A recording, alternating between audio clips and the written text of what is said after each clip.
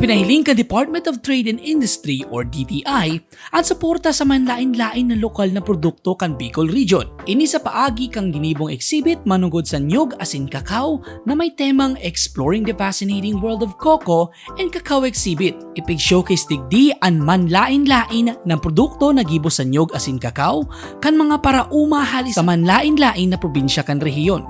Dakol na klaseng produkto ang ipigpresentar arog kang cacao powder, coconut lump, cacao spread, asin dakol pang iba. So pinaka-main product po natin is yung cacao nips po and cacao powder. And yung meron po kasi tayong yung pagkakaiba po pala. Lahat po naman po kami is distribute po or titinda po ng mga cacao products po.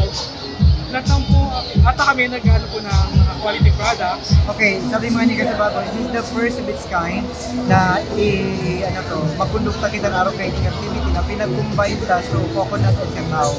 Kasi nabanggit na Kasabato kasi ito yung mga other speakers na ining cacao, lalong matalubo kung ano the coconut is under the shade. Kaya naisipan ni since makadugtong masila symbiotically, why not join forces sa sa pag-promote kaning duwang industriya or ining duwang produkto. Yeah, okay. So, there you have it. Sa pahayag ni DTI Regional Director Dindo Nabol, daidigdi matatapos ang sa indang pag-opresir nin mga programa asin pagkondensir nin mga proyekto na masuporta sa mga lokal na produkto kan rehiyon. Mark Alika, DZGB News.